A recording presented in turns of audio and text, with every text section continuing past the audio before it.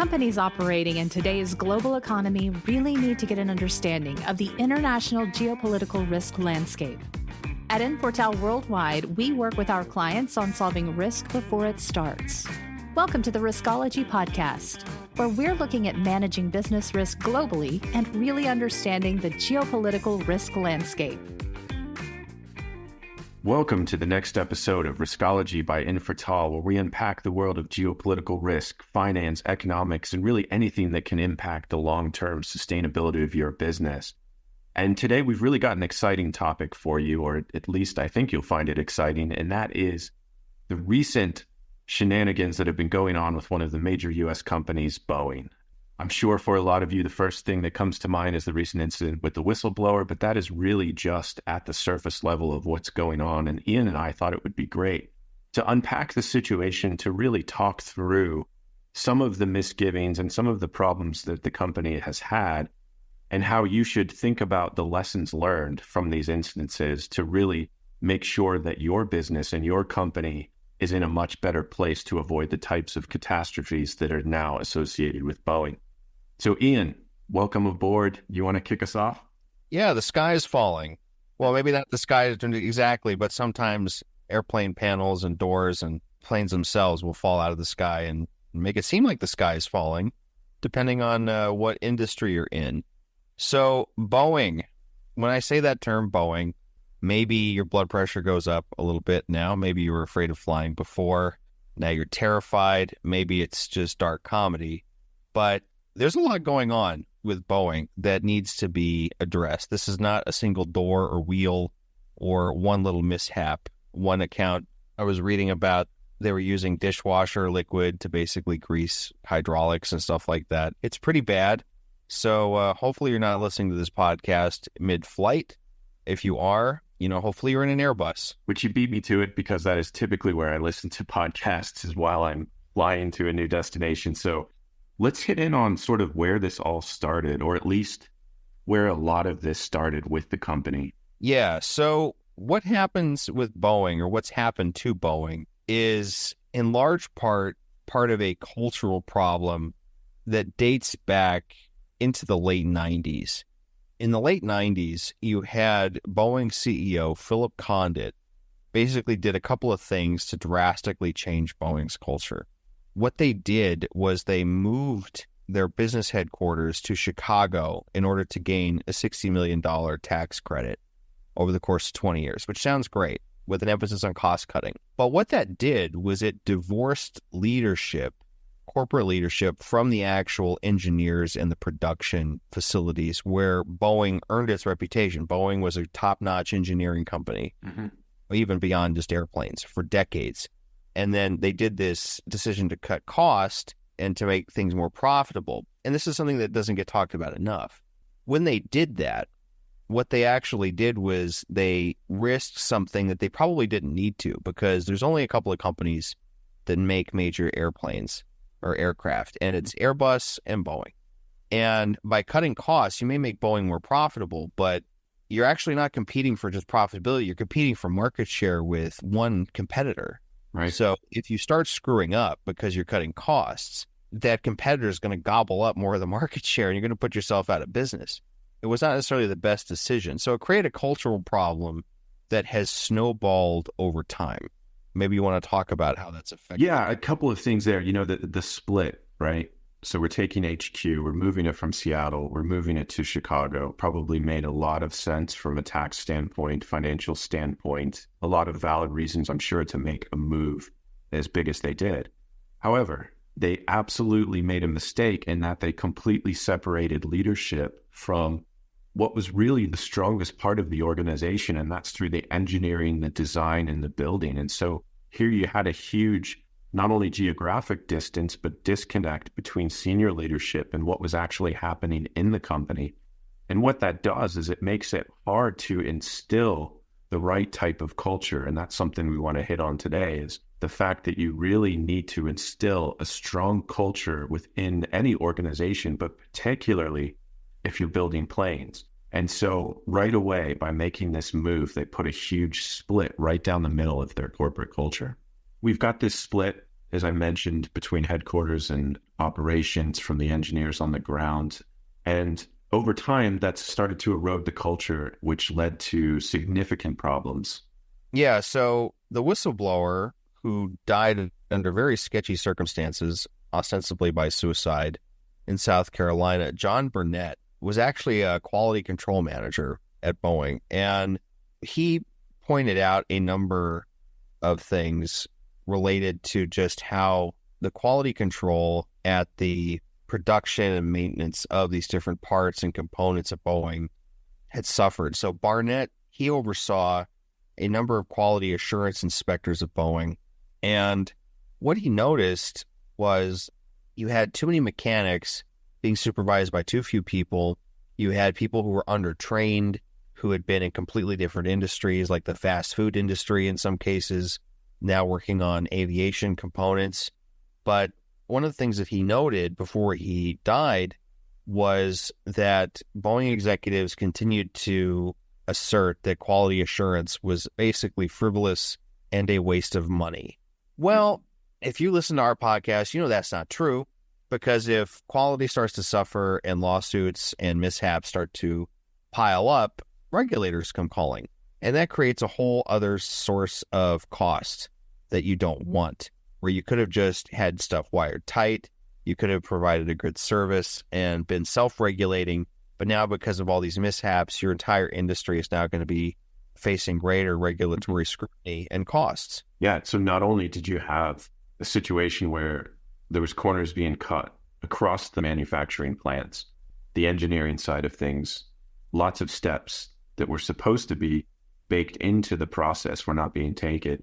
Then you have the quality assurance program layered on top, which was essentially just a joke, according to some of the testimony that was provided by the whistleblower. So clearly, that could not have been the goal of senior leadership, to have a situation where you've got the employees cutting corners and then the team that's responsible for oversight basically looking the other way. So clearly a cultural problem. And again, it really starts with senior leadership making sure that you're not just looking at the finances of the company, you're not looking for the most efficient way, but you're also making sure that you're doing things the right way. And you can only do that by instilling the right culture. You bring up a really huge point here, and this is going to sound paradoxical, but Boeing kind of proves that this paradox is true. You're not actually seeking profit as your primary goal. You're trying to provide a good product or service and make a profit while doing it. Boeing put profit over product, and as a result, you're winding up with what could easily now become just a TV series of dark comedy mishaps about a company. It's one thing after another if you look at Boeing, and it's lost them money. So this emphasis on profitability has actually hurt them economically. It's hurt their investors. It's bringing regulatory scrutiny. It's hurting their workers. It's hurting their market share, etc. And it has knock-on effects even far beyond that. So it's actually... Let's hit that real quick, the market share. We were discussing this just before because we think of Boeing and we think, okay, door falling out of the sky, now reputation in tatters.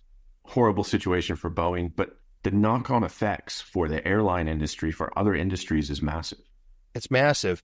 And even just the airline industry itself, if I'm an airline now, I'm never going to order Boeing again, at least not for the foreseeable future. I'm just going to order Airbus. Why would I order Boeing? And when I don't trust it, that reputational risk, because it's such a tight industry, there's only two major players. What's going to happen is you're going to cede that market share and drive up the cost for everybody that relies on airlines. All shipping that's air-based, space components, because keep in mind, Boeing doesn't just make airplanes. They make components for space programs, for SpaceX, for all these other things that are involved in space exploration, high tech. The more that your reputation sinks and takes all these other things with it, it's going to have effects far on. And then there's a second whistleblower, Sam Shalapour, who came out with concerns over the 787. Specifically, he actually reached out to the Senate subcommittee, worried about how the actual fuselage was fit together and how they were using composite materials in the outer skin, and basically how these components could actually degrade and cause premature failure.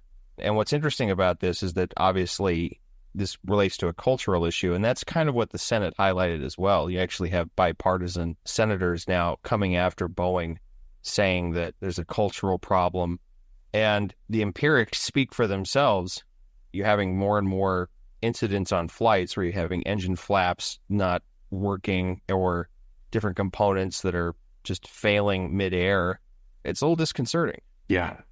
So now this is all ending up in front of the entire world, in front of our Senate, in terms of the Homeland Security, Government and Investigations Committee. They'll pull in all of the executives and really grill them on what's happened. So this is worst case scenario, absolutely, for the company. Even though they just fired the CEO, they're still now in a position where they're having to explain exactly what happened. And not only have this whistleblower gone directly to the Senate committee, but apparently that same whistleblower was ignored by senior leadership within the company. And so not only is it the underlying issue that will end up getting litigated here, but why was there not an option there for this whistleblower internally to bring these concerns and have them assessed?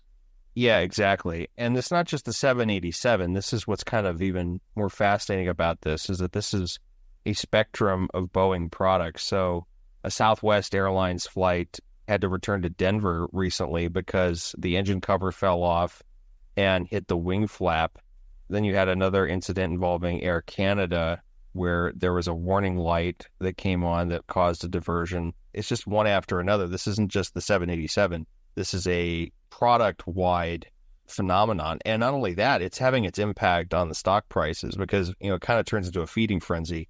The stock value for Boeing is a 17-month low. And this kind of thing is going to culminate in canceled orders, stockholders fleeing for other investments. It's going to cause fines, potentially lawsuits from different airlines or different individuals even.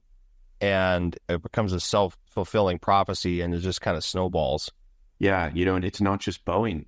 We've started to see now that some of the major suppliers for the company are taking a hit as well. And that just shows you that, who you do business with is so important to understand in terms of what their culture looks like and to make sure that it's a match for your company, because something like this can happen and have a knock-on effect and impact your bottom line when you were just simply a supplier in this situation. So circling back to some of the discussions we've had in past episodes, it's really important to make sure that not only are you making sure you have a robust compliance program as well, but making sure that those that you're doing business with, other companies, whether that's suppliers or whether you're supplying to a customer, getting a feel and an understanding of what they're all about and what their approach to compliance looks like is really important. Yeah, just kind of add to that. You think about the suppliers, even if you don't make from scratch every component and you have a number of suppliers, whether you're dealing with Acme Widget Co. and then you put your stamp and your brand on there, that's your reputation that you're ultimately selling, and that's in their hands. So if you don't know the quality of the work that you're buying and integrating into your own products, that's a massive liability, and it's just frankly irresponsible. Yeah, and really shifts the focus for what the business is supposed to be about when something like this happens. Now there's search firms involved with looking for a new CEO. Most likely they're in a position where they'll have to look for someone that can really just navigate them through this crisis. Profitability, long-term success, that's out the window at the moment. It's right now, it's all about finding a correct or a better path forward for the company that's completely in crisis mode. So it just shows you how quickly things can unravel if you ignore the basics of having a solid compliance program with the compliance-based culture where people can report issues that are taken seriously. If you ignore all of that, it can snowball into what we're seeing today. Which is ironic, right? Since they specifically wanted profitability and to lower costs as opposed to securing more market share. The exact opposite thing happened than what they were looking for because they cut too many corners, and this is the end result. You wind up with a shoddy product, and it's going to go straight to your competitor. Like we said earlier, there's only two real massive airline manufacturers. So aircraft manufacturers. And that means that for every ding to your reputation, that's just another cha-ching for Airbus. That's exactly right. Unless you build some of these compliance protocols into your overall strategy, and if you just focus on efficiency and the bottom line solely, this is where you end up. that's exactly what happened here. As we started the conversation, it started with what seemed like some basic moves in terms of moving executives from one city to another, but it snowballed into a massive failure. Yeah. I mean, we've seen the anecdotes too in the news where people are talking about the Boeing executives and how the offices are continually empty and the engineers just kind of on autopilot. God knows where they're getting their quote unquote engineers from. Many of these people were not actually like real engineers. They just kind of got certifications, it sounds like, and then started working on their aircraft. It's just top to bottom failure, system failure. And now basically the compliance program and the ability for the company to investigate the issues themselves is out the window. Now it'll be up to probably federal regulators, the Senate committee's planning to dive in. It's not coincidence that it sits with one of the committees charged with examining Homeland Security. If you think about it, this is absolutely a national security threat, having these planes in the condition that they're in. So, the stakes couldn't be higher. I think this first round of Senate hearings that we'll see pretty soon in the coming weeks will just be the beginning. This will take a long sort of period of time to unpack and unravel. And then it's a case of how does this company move forward? And you mentioned, there's only really two big players. So does this create that opportunity for someone else to step into that? I think it does. I read a while back that China is actually launching an aircraft manufacturing company, and it wouldn't surprise me if there's others out there in other parts of the world or even startups that are thinking about trying to get into that, because it's just the reputation is gone. You can't get that back. It takes 20 years to get that back. And if you think about the reputational damage, what's going to happen to Boeing if this keeps snowballing? What's going to happen is shareholders are going to flee, investors are going to flee, confidence is going to be lost, and these governmental sort of processes are so slow that you're going to be in a weaker financial position, or they're going to be in a weaker financial position as this stuff culminates. So it's going to be a long-term downward pressure on the value of the company and everyone involved in it. Yeah.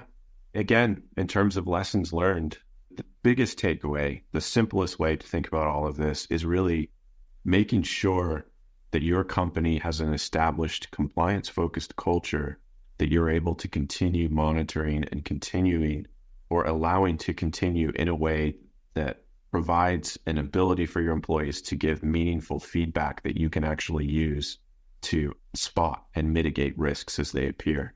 And even beyond that, if you think about it, it's self-policing. The more that you self-police, the less likely that you're going to wind up on C-SPAN or on the news with your product falling apart, literally falling out of the sky, or metaphorically in different industries. You could see the same thing, but the more that you police your own company and effectively create a culture that's dedicated to creating high-quality products and transparency, that's just good business.